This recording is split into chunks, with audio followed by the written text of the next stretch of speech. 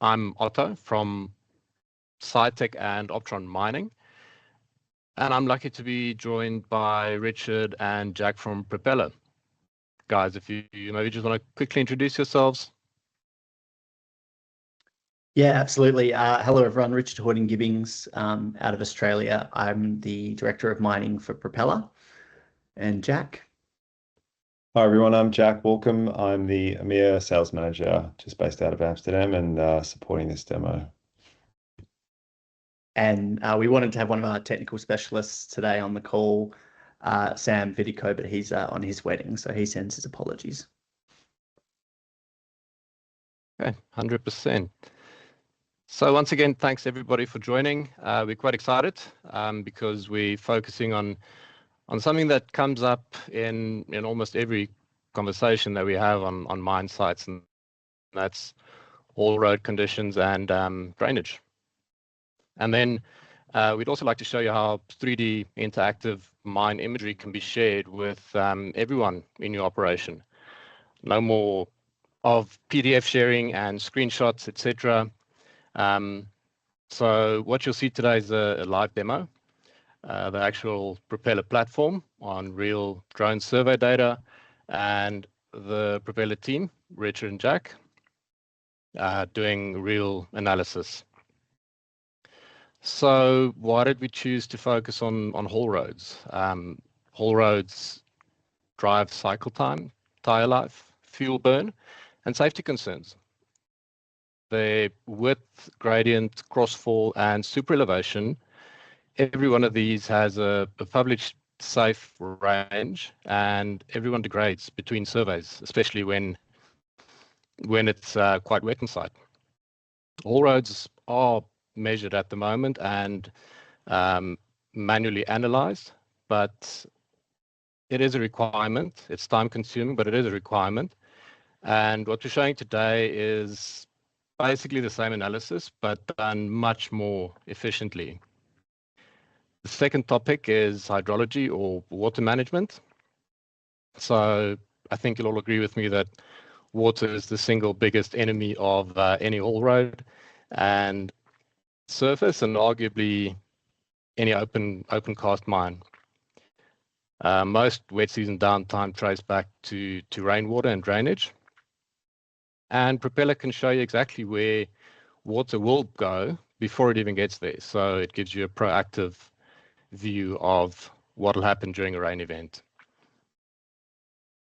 And then lastly, Propeller is not just a drone data platform, it's a sharing platform. And to be just like to be quite clear on this is the fact that it isn't just a survey tool, it is a shared environment. It's all your operations data in one platform.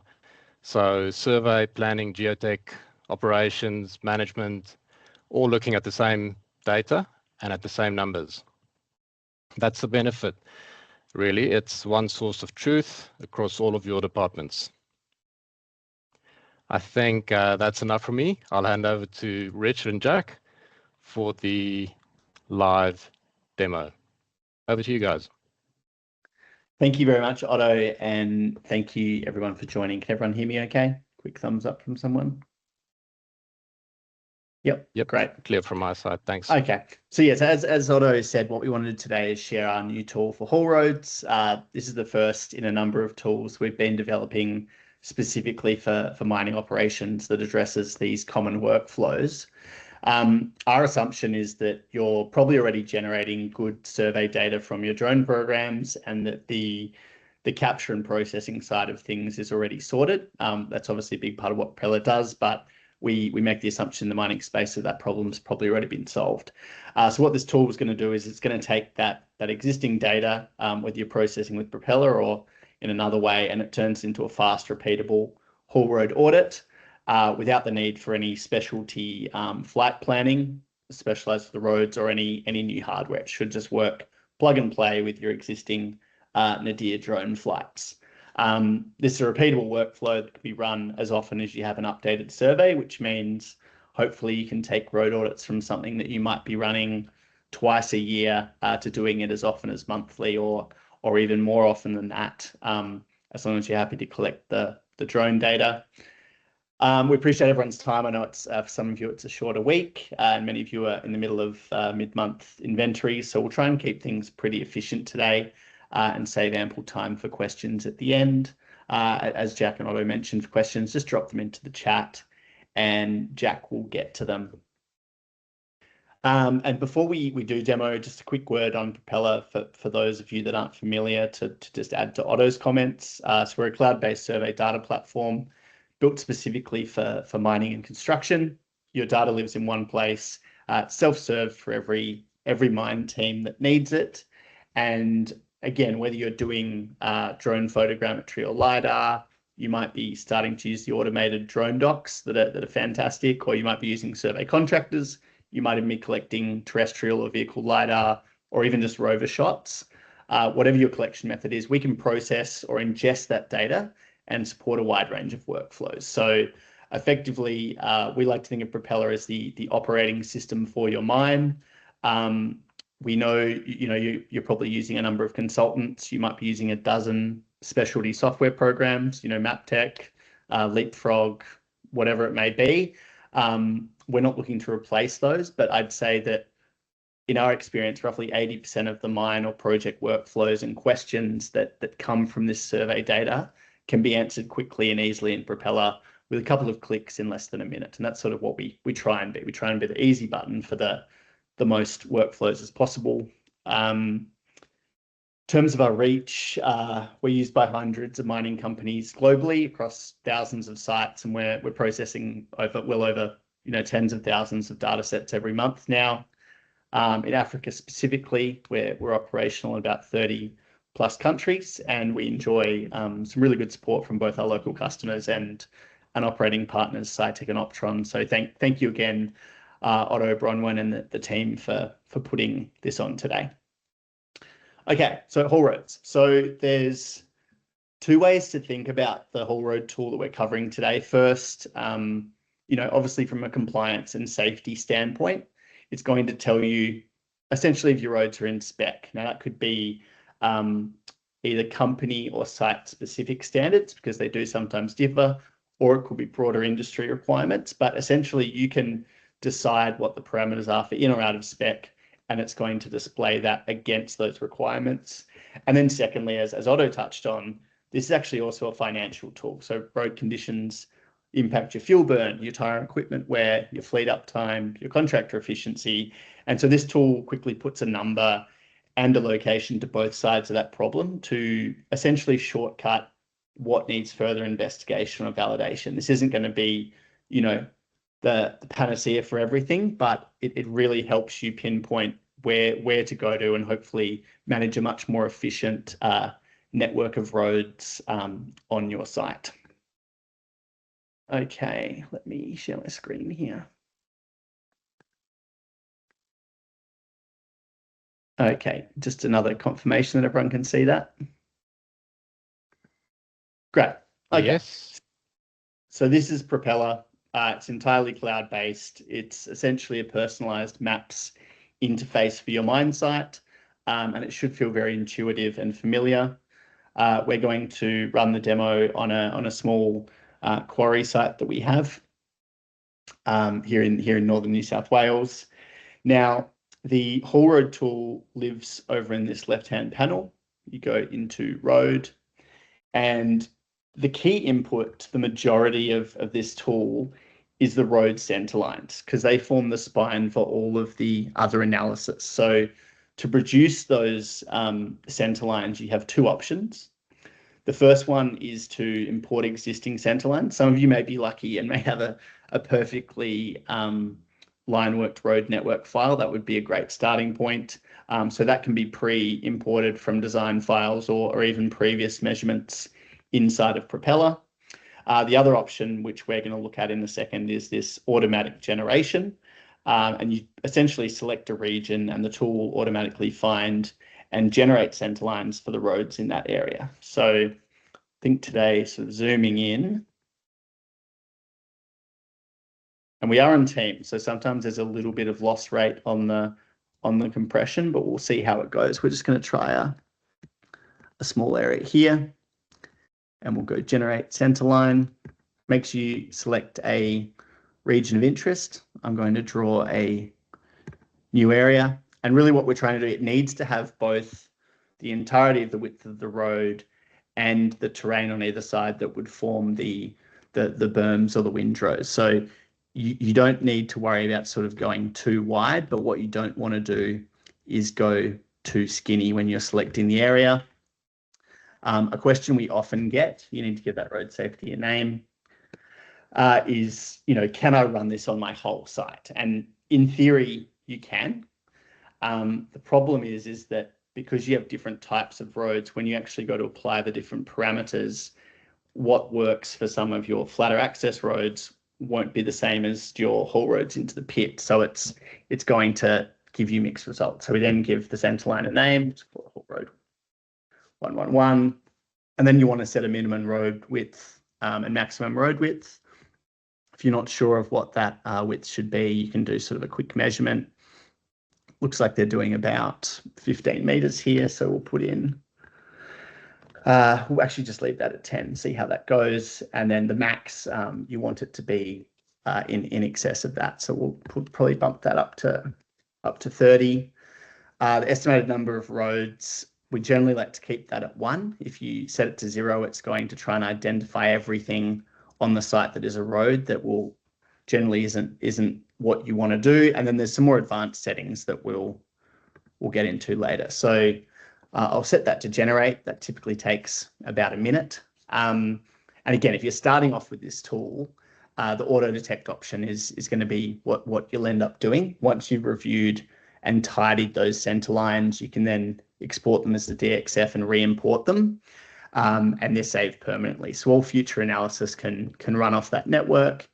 Now, you'll see here, this has done not a great job on this one. It's done a pretty good job of this haul road down here. It's also picked up this one, which I hadn't actually intended for it to do, but I'd made that wide enough that it was noticing that road as well. And then it's picked up the intersection here. So with this one, and then it's gone up here. So that's not actually a great job of the auto detection. So we definitely want to edit this one.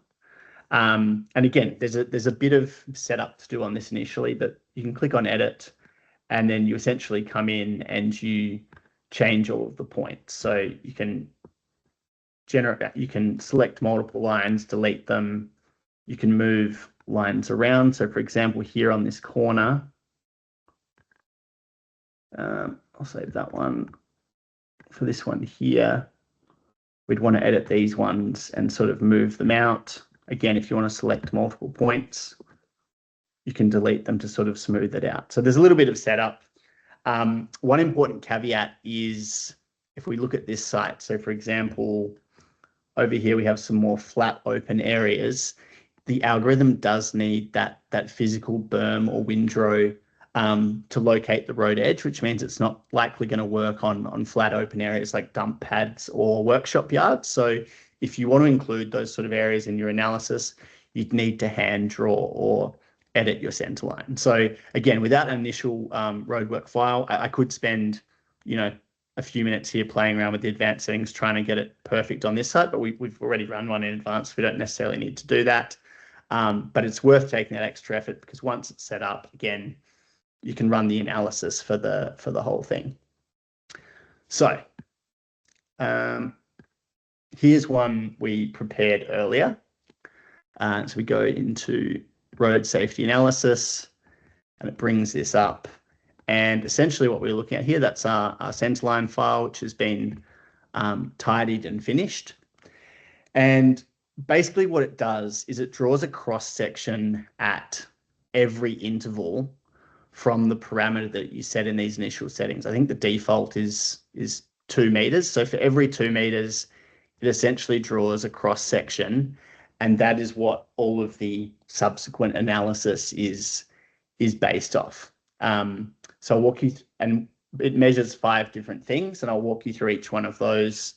And also sometimes I find there can be a lot of different information on the screen. Like sometimes when this loads, it's going to have all of your different analyses on at once. So there's a couple of things I like to do. I like to make sure I'm just isolating the particular information that I want. Often I'll turn off the center lines so that I can focus, I turn off the center lines there so I can just focus on the particular analysis that's going on there.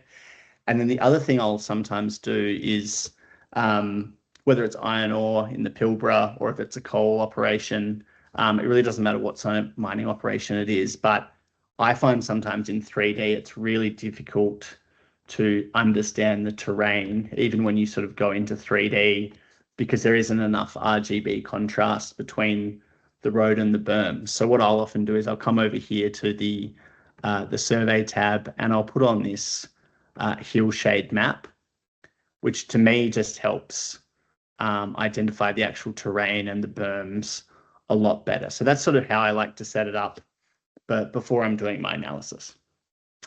Okay, so the first tool we have is road width. So this is measuring from berm to berm, from the toe of one windrow or safety berm to the other side. And every site's obviously going to differ depending on the conditions or on the fleet that you're running.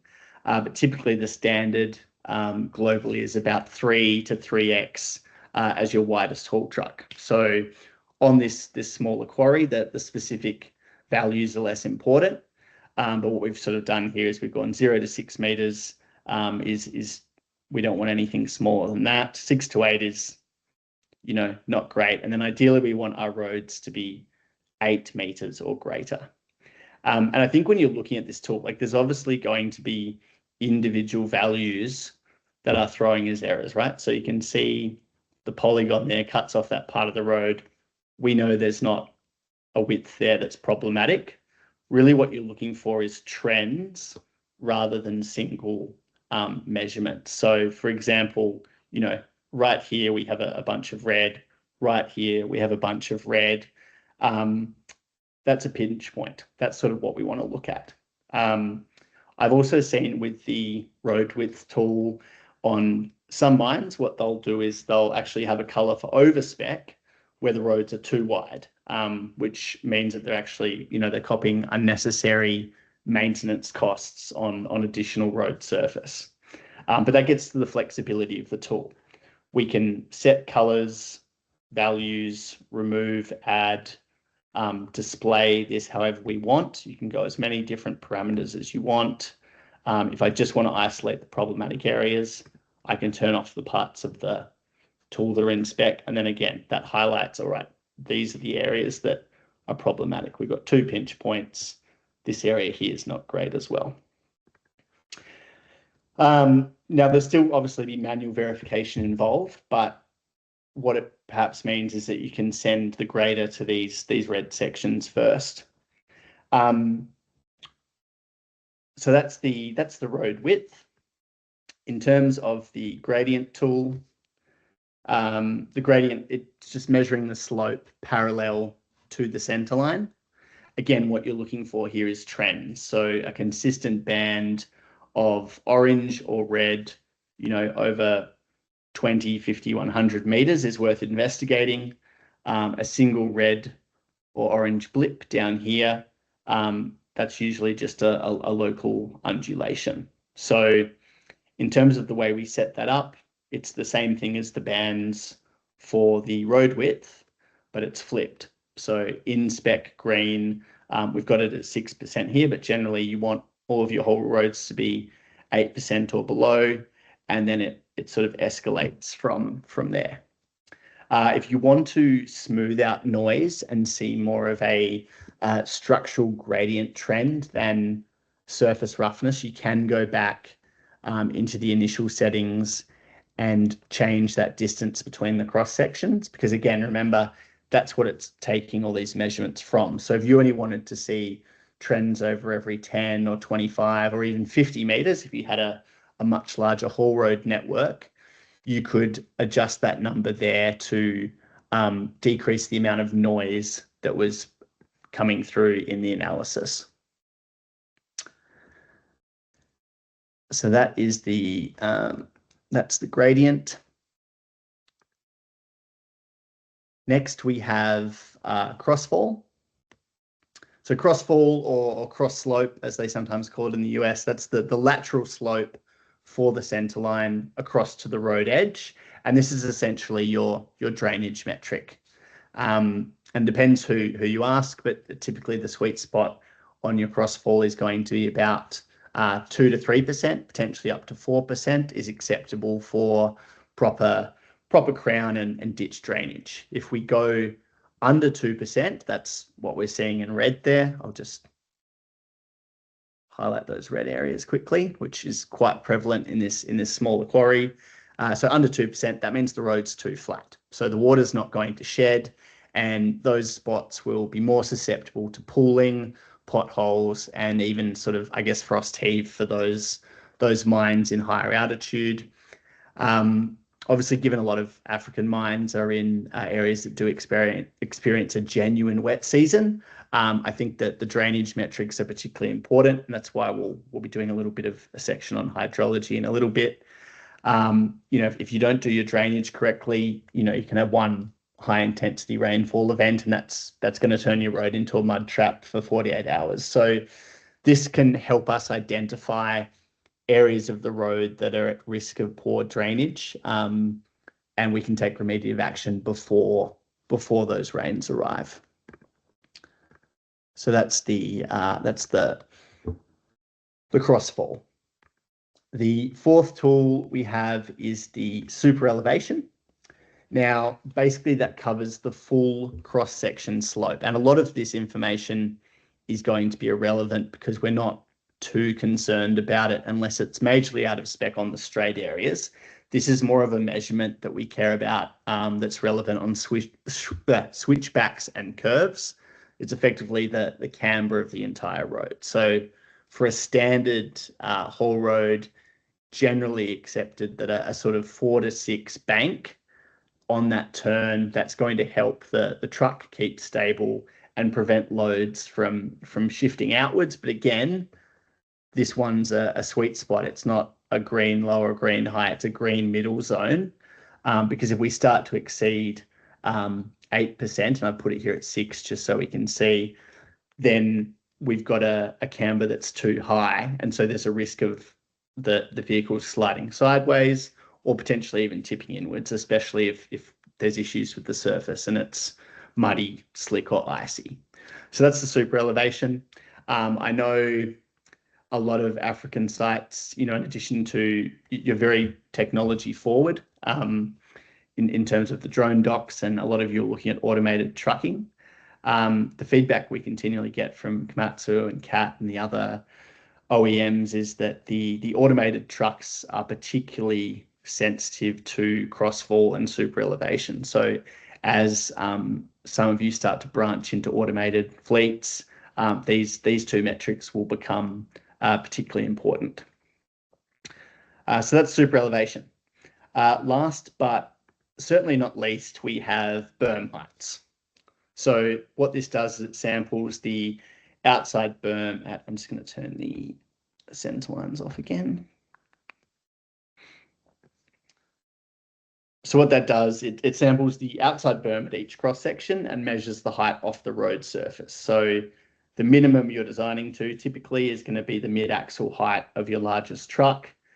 So if we're talking the ultras, the 797s for CAT, the Komatsu 980s, that's likely over 2 meters. Again, not presented on this smaller data set, so we've used different values. But again, you can set that to whatever it is, and I think again, when it's in spec, you'll see there's some noise around the outer berms. We're not necessarily as concerned about that. It's more what's happening on the inside of the pit. And this is probably a little bit different to the other 4 in that, sure, the trends are important, but we do also want to take note of it's worth having a look at some of these individual data points that might be out of spec, because ultimately there's no good spot to be under spec when you're talking about the pit edge. It's possible that the first time that you run this tool, you're going to see more red than you would like to or have expected on the first go. That's fairly normal, we find, with customers. Most sites have sections where berms have been graded back or they've been eroded, and this tells you where to prioritize your next maintenance cycle. Also, again, in this example, we're sampling every 2 meters.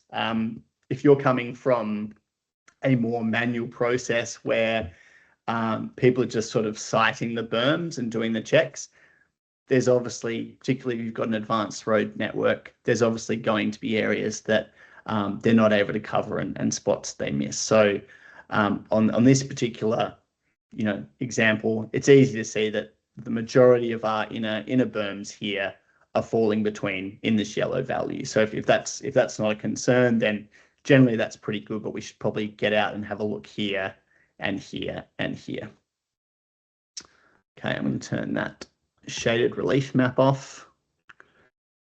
And I think if you look here, for example, so obviously some of this data, again, you can verify, okay, so this one's a problem spot, but we can even see the dozer there is actually already taking that remedial action. So we don't need to worry about that one. So that is the 5 different visualizations that come directly from the Centerline tool. In terms of the advanced settings, I'll quickly run you through those.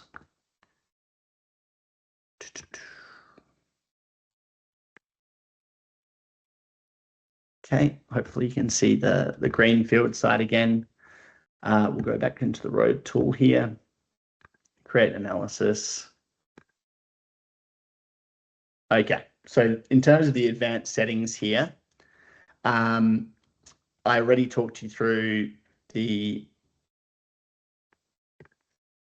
cross-section spacing. Again, you can just determine how much you want your sample rate to be. In terms of the berm sampling points, what this one does is it controls where the tool looks for the road edge. So often what you'll see is you might have your berms, but then you've also got accumulated windrows that are narrowing your active running lane. So adjusting this setting lets you measure the effective lane width rather than jumping out onto that main safety berm, because if the windrow is built up badly enough, then you might still have a choke point, even though the main berm is showing as it being in compliance. So that's what that berm sampling point allows you to detect. In terms of the different profiles, sometimes people want to use this on more flat roads, or they might have rock berms rather than built up sort of packed earth. This will adjust sort of the parameters above slightly, but generally hill is the one that we recommend for everyone. We'll continue to refine these profiles as we get more feedback. And then you can also run this entire analysis either off your digital elevation model, or you can choose to run it off the point cloud. That's up to you, depending on, I guess, which source of truth you trust most. It might be that your digital elevation model goes through an automated filtering process, which often can clip the tops of berms. So that might be one where you just want to, some of the analysis of the berms doesn't feel quite right, and so you want to check it against the point cloud just to see how different it comes out.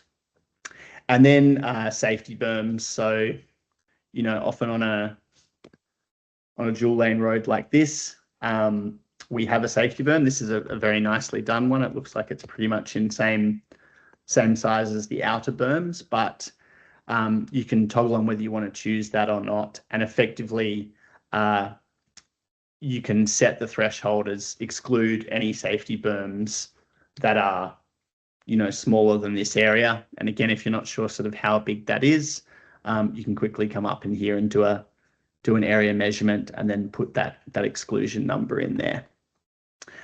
Up here we have, the smoothing preferences. That's the other thing I wanted to run you through. These are all set as 1 at default, but essentially every iterations is just how many times it will run the analysis. So sometimes we recommend putting this up to 3 or 5. These are all values from 1 to 10. So these are sort of the quickest default preferences. Iterations is going to say how many times will the analysis run on that section of road. So I guess if you want it to be a bit more precise, you can have it run more iterations. The sensitivity is how aggressive the smoothing is. So that's sort of, it's a balance between how perfectly smooth do I want the lines to be versus how many points do I want to have if there's areas I need to edit. And then the preservation is sort of, it reduces that impact of the smoothing in relation to the berm. So these, we're still sort of learning that the best way to use these. Typically, every site will have a different combination of these settings that work best for the automated generated center lines. And so what I find is if I do the first bit and it's, a bit of a dog's breakfast like we had in this corner here, I'll just adjust some of these figures, run it again. You will need to give the center line a new name. So I just do 1.2 or 1.3 and that'll run pretty quickly. And, you might spend a few more minutes playing around with it, but by adjusting those smoothing preferences, you'll end up with a really nice center line for your analysis. So the other thing I would just say as a reminder is that every threshold in these tools, so the bands, the colors, the minimums, the maximums, all the targets, it's fully configurable. So there's no sort of locked in standard. The big question we do get is, can we save site profiles? That's what everyone wants. We are building it in and it is not currently in the tool. But once I have run the tool and, if I want to make a change, let's just do a really basic one, change the color here. Once you save that and the analysis is done, these analyses are over here and can be pulled up, and you can have different analyses done with different parameters that can be pulled up. In terms of getting this out of Propeller into a report, what we can do is we can go, actually I just want to make sure it's the one that I had there. Yeah, we can go over here to outputs and we've got this new road analysis report. So I'll click on that and we can effectively select the area that we want. Just want to make sure it covers the entire area. And effectively just decide, you can give it a title. I'm going to want all 5 analyses in there. You can choose your paper size. We've got the big block papers as well now if you want to get it out on the wall of the shed. And then you can either do fixed to paper or fixed to scale. I always like to do fixed to scale. It's going to give you an automatic one. And then I like to just sort of round that off so that the scale in the report looks good. Then I'll just show you a preview. So we've got our road analysis report. We've got the area there. We've got widths with the scale. Then we have some more details around the specific analysis in terms of, how much of it was in spec based on our different parameters. And then we've got the same thing for the gradient and the other tools as well. So very easy to just essentially, whip up that report and share it with anyone to give a really easy picture of what is the general health of the mine road network.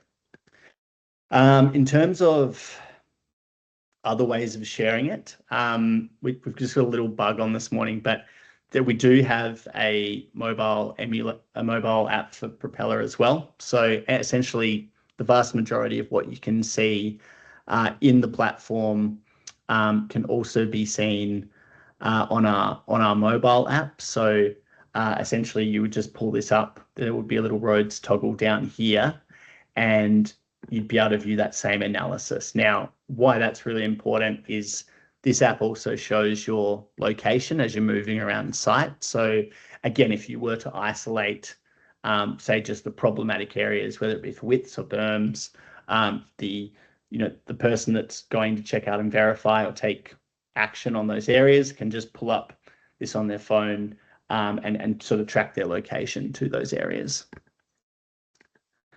Okay, so that is the standard road analysis tools. And as a reminder, if you've got any questions, please feel free to put them in the chat and Jack will get to them a little bit later. So I'm just going to turn off that road analysis. Still hard and fresh. Have we got some questions coming through, Jack? Don't run into them yet, but just curious. Not yet. Feel free to dump them in there, guys. Hopefully that means it's all making sense.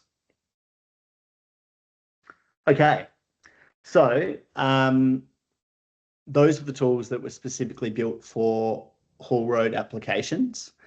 Propeller also has a suite of hydrology tools, which have much broader application, but they are really quite useful in a haul road context, particularly as mentioned for those mines that do get a real wet season. So again, over in the left-hand panel here, we can go into hydrology, and we've got a number of different tools here. I'm not going to go into all of them, but there's a couple that we're going to look at today. Again, these are run on the same drone surface data. There's no particular different flight that's needed. There's no extra processing for these to do their thing. A really important caveat to acknowledge up front with the hydro tools is that the tools model surface drainage only. So if you have culverts or underground drainage running beneath a road, those aren't modeled by default. So the tool may show pooling at those points because it doesn't know that water is flowing underground, because it's just running off that terrain surface. It is also assuming that all terrain here behaves sort of like hard rock. We're not modeling porosity or permeability here. So just keep that in mind. Again, it's a very good indicator to get a quick idea of what's happening, but this is not a substitute for complex hydrology consultant analysis. So the first one we're going to look at is surface runoff. And we've got one here. Again, you can pick an area to do it on. We're going to use this flow region entire site. And I'll turn that on. And basically, it does what it says. It traces where the water is going to flow across your terrain. We've animated it so you can see the flow lines more. And really what you're looking for is, I suppose, a couple of things in relation to haul roads. So one, where are washouts occurring? Where is the water coming across the road as opposed to behaving in a fashion that we'd expect from the drainage? And then also where there are no flow lines, so where the water is sort of looking to pool. You'll see here if we go into the pit, there's water here that is not traveling particularly far. That's sort of an area for concern. Again, the contrast, if you're working on a mine where the material is quite light, visually it can be difficult to see what's going on. So there's a few changes we can make. You can obviously change the flow detail. I like to keep it as high as possible, but we can turn the animation off, which keeps it still, which takes out a bunch of noise instantly. And then we can also sort of go back into the hill shade and do this sort of raining fire, which makes it look a bit like Lord of the Rings, but the color contrast is much better. So again, we can very easily see these areas where the water is running across the road, and then areas sort of up here on that flatter area, water's not really going anywhere there. It's not really going anywhere down there. And the pit shows it really well, right? So obviously it's the pit, so it doesn't really matter, but these are all areas where water is absolutely going to pool. And then you can also, if you want to, put on your cross slope analysis from the haul road, you can check whether is this a drainage issue from the crossfall, or is there just some sort of local undulation. So that's sort of the site-wide surface runoff. The other thing we can do is we can use this liquid drop analysis. So if I turn that back on for a moment and we look for a particularly problematic spot. So I don't like how it's running across the road there. So what I can do is we've got this liquid drop analysis where you can just click on any location on the site. It's going to have a little think and then show you exactly how that water is going to behave from any particular location. And we can do that sort of as many times as I want. And I think, again, if you get a particular area that you're a bit worried about, it can be really useful. So I'll do it again. Just here in that little turnaround. Okay, so that's draining fairly well. But yeah, so just a good way to do little spot analysis. You can sort of do that as a circle or as a polygon, and you can make it a larger radius to create more flow. This is just sort of a randomized size. We'd like to add actual volumes to this in the future, because it's also very good for understanding if one of your vehicles has a diesel spill or you have a tank that busts, you can, or even when you're installing a tank or a generator, you can run this liquid drop analysis at that location and then understand if there is a leak or a bust, how is that contaminated material going to behave, and where do you need to put in your catches for that liquid. So that's the surface runoff. We also have this direct rainfall simulator. Now, again, we're going to use one that we generated before. Now, what this does is it simulates a rainfall event over your selected area. So I think by default, it does 6 hours of rainfall, up to sort of 1.3 meters an hour at peak. So we can simulate very heavy rain. And I've pre-run this because this one, there is some computing power behind this. It does take a few minutes to run, but essentially you drag this timeline slider and it's going to show you where that rainfall is going to pull. Again, we've given it some funky colors so it's easier to understand. As you'd expect, most of the rain is running into the dedicated catchment areas. But I think what's most interesting is as you get through that rainfall event, it's when the rain is starting to subside that we see, okay, where are the areas that we wouldn't want water to be pooling, particularly on the roads. This one's looking like it's relatively good, but obviously we have, there's still going to be a lot of rainfall around here. Again, we've got the areas where it's going across the road here, and we've got quite a lot of pooling in here. So this is not going to be particularly good for the road conditions around here. So this one does, as I said, it takes a little bit to run. Essentially, I'll show you if you're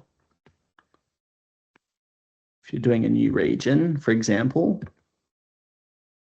So I want to do that part of the site.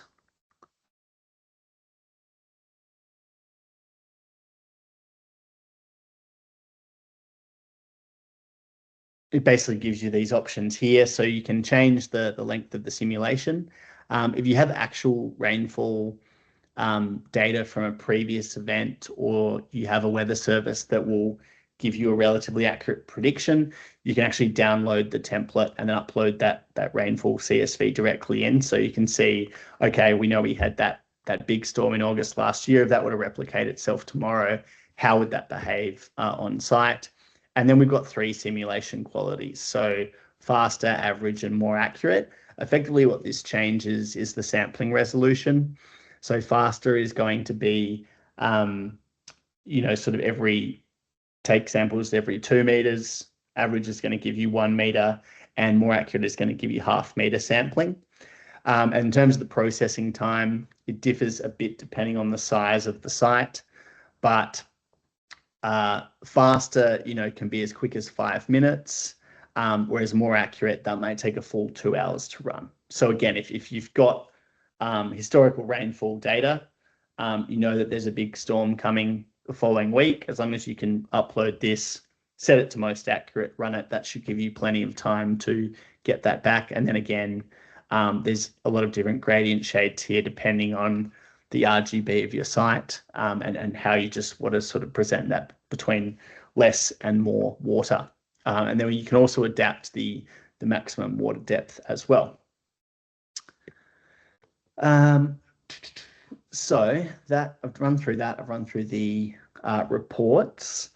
That is essentially the Haul Road workflows. Now, as Otto touched on, that's just one sort of tool that we have here, right? We've run through roads, we've done a little bit of hydro. There's a lot else that can be done with Propeller. We find with the mines that we're now starting to work a lot more with the individual teams, whether it be operations, environmental, engineering, and they all have very different workflows, but the vast majority of what they're looking to do, there's quick and easy ways to do it inside of Propeller. So if you're interested in getting a broader understanding of our capabilities for the different teams on your site, I'd highly recommend that you reach out to Otto and the team at Optron, and they can line up time for us to have a conversation. Jack, any questions in the chat there? There was, yeah, we had one from Philip and one from Murray, I think. I've answered them there, but I'm not sure if you want to add any, flesh them out any further, just regarding the road widths, independent of the center line. But I think we're okay on that front. But yeah, look, while we have questions, anyone want to speak up on those two or any other points? Sorry, I'm just having a look here. Yes, so the widths are independent. That is from point to point. That's often why I will turn the center line off. Again, the center line is essentially, because as we saw, it wasn't doing the perfect center of the road every single time. That's not what's important. The center line is okay, this dictates that this is the road, and therefore doing our analysis by going across and essentially hitting those terrain points of the berms, this is the point where I need to go either side from. So it's, even when it looks a little bit janky, the important thing is that the center line is accurately getting the road, and that it's not clipping any of the berms, as opposed to it being completely perfect. And then I'm just looking at your answer to Philip's question. No, so yeah, not classic GIS. I think some people would describe it as sort of a mix between CAD, survey, GIS is sort of the direction that we're going in. We're not trying to be everything for everyone. We're not trying to control every workflow. But as we said, it's really for the mines, it's that 80-20 thing where, in our experience, 80% of the workflows can be done with about 20% of the tools. We have that 20%, and we want them to be as easy to use as possible.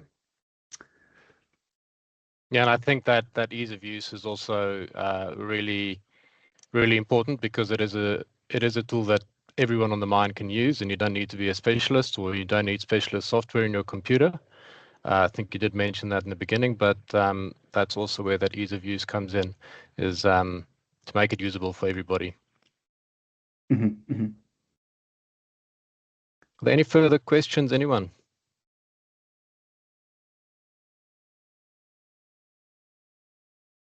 Well, thank you everyone so much for your time today. Thank you very much. I know you're all busy.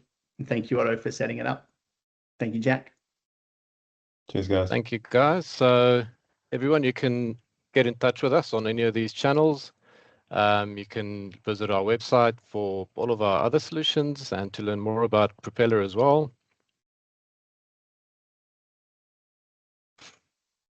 That's just my details. If you quickly want to scan that, I'll leave that on for a second or two.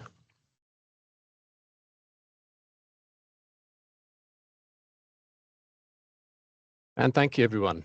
That was a very informative session. Thanks for the Propeller team. Really appreciate it, guys, making time for us. And thanks to each and every one of you who joined. That was just nice of you to take time out of your day. And for those who couldn't join and the ones who joined, we'll send you a recording of this shortly. Thanks, everyone. Have a lovely Thank you, afternoon. everyone. Bye. Cheers.